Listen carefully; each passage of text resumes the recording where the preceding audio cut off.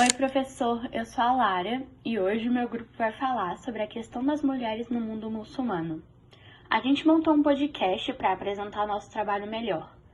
Eu vou começar explicando um pouco sobre a cultura muçulmana. Originalmente, a cultura muçulmana teve lugar entre os pastores semitas das diferentes tribos que foram reunidas pelo profeta Maomé. A religião que guia a cultura muçulmana é o islamismo. Ela é monoteísta e tem como livro sagrado mais importante o Alcorão, escrito por Maomé, considerado pelos muçulmanos o último profeta de Deus. Assim, aos maometanos é cobrado a declaração de fé, 5 orações diárias, caridade, jejuar durante o mês sagrado do Ramadã e peregrinar à cidade sagrada de Meca. Normalmente, muitas pessoas, quando pensam em mulheres islâmicas, logo imaginam criaturas absolutamente oprimidas e enroupadas até os pés por burcas. Ou, na melhor das hipóteses, criaturas submissas obrigadas a manter as cabeças cobertas por lenços. Infelizmente, em alguns países, essa é a realidade mesmo. Aliás, por que elas se deixam dominar dessa forma? E mais, qual é o verdadeiro papel das mulheres no Islã? O islamismo, como você deve saber, é governado pela Sharia, uma espécie de sistema legal fundado por volta do século VII. Ela constitui um detalhado código de conduta que inclui regras sobre as práticas religiosas, bem como critérios sobre a moral, as coisas que são permitidas e proibidas e as normas que separam o bem e o mal. Em outras palavras, a Sharia codifica detalhadamente a conduta pessoal dos muçulmanos e rege todos os aspectos de suas vidas. Bom, na Arábia pré-islâmica, era comum que bebezinhas fossem enterradas vivas simplesmente por serem meninas, sem falar que as regras que governavam a vida em famílias e comunidade mudavam de vilarejo para vilarejo, tornando bem complicada a interação entre os diferentes povos. Pois, o que a Sharia fez foi estabelecer uma série de regras padronizadas e serem seguidas por todos, facilitando a convivência dos clãs.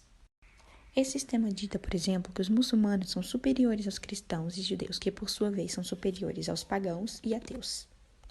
Também, de acordo com a Sharia, homens e mulheres islâmicos são espiritualmente iguais perante Allah, mas apenas espiritualmente. Isso porque a lei define em detalhes quais são os papéis de cada um na sociedade, e segundo o código, os homens são sempre estarão um pouquinho acima das mulheres em questões que incluem a religião, as leis e a vida em sociedade. Um dos aspectos que mais despertam a curiosidade e a indignação dos ocidentais é o casamento arranjado entre o pai da noiva e o futuro marido. Em países mais liberais, a questão não passa de uma mera formalidade. Contudo, em outros locais onde a Sharia é lei, os contratos são levados muito a sério e as negociações incluem detalhes específicos sobre o dote que deve ser pago pela família da moça e até os termos de um possível divórcio. De acordo com a Sharia, enquanto os homens são as figuras públicas de suas famílias e têm como responsabilidade encontrar uma forma honesta de sustentar seus dependentes, as mulheres se tornam parte do clã de seus maridos e devem se ocupar da vida familiar. No fundo, apesar de ser difícil para os ocidentais entenderem a essência da coisa, basicamente a lei islâmica tenta garantir que os homens ofereçam lar e proteção às suas mulheres. Nessas sociedades, embora as mulheres se encarreguem de controlar as casas, a palavra final é sempre do marido.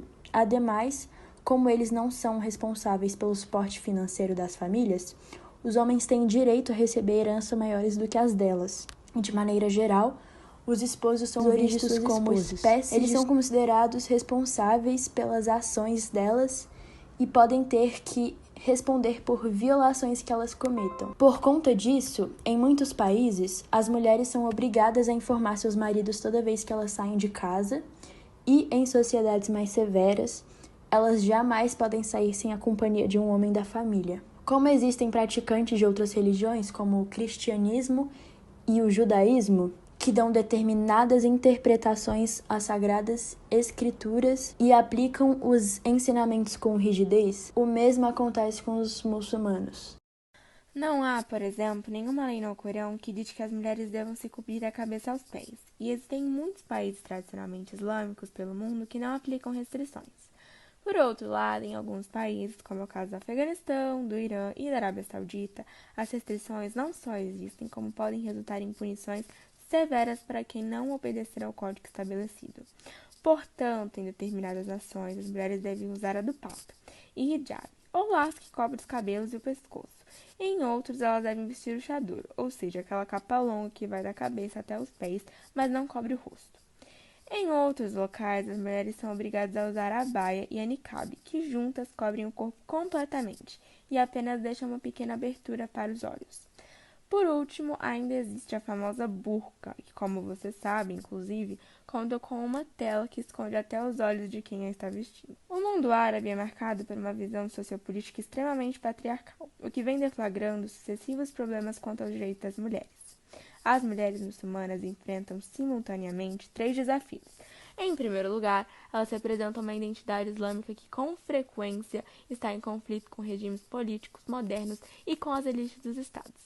Em segundo lugar, elas devem lutar contra os fundamentalistas islâmicos, cujas ideias, instituições e objetivos são por elas rejeitados com veemência. Por fim, e tão importante quanto os outros desafios, elas enfrentam no dia a dia a cultura patriarcal dominante nos lugares onde vivem. Oi, professor, sou a Giovanna, e para finalizar, eu vou falar algumas curiosidades sobre as mulheres muçulmanas.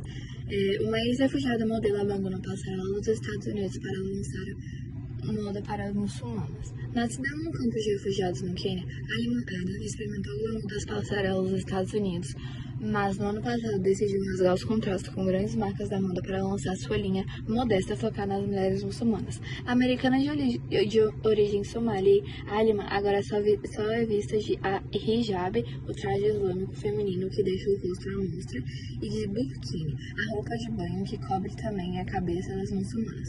Desde que eu era pequena, a frase "não mude você, mude o sistema" me levou a fazer tantas coisas, explicou ela à agência AFP, durante uma passagem por Istambul, na Turquia. Para ela, dar espaço às mulheres muçulmanas na moda significa valorizá-las. Em uma indústria que se transforma rápido e que, durante sua experiência, atinge seus valores. Relata: "Quando tomei a decisão de largar tudo, foi exatamente o que eu fiz. Estou muito orgulhosa", afirma a jovem de 24 anos. A virada foi anunciada em novembro do ano passado e pegou de surpresa o mundo da moda e das influências, que parabenizaram sua coragem e atitude pioneira. Halima Adam apareceu pela primeira vez de burkini em 2006 durante um concurso de beleza dos estados de Minnesota. Depois da famosa, ela pousou em 2019 para a edição anual dos Sports Illustrated com esse tipo de traje, que até hoje causa polêmica nos países ocidentais. E foi isso, professor. Obrigada por assistirem e eu espero que vocês tenham gostado.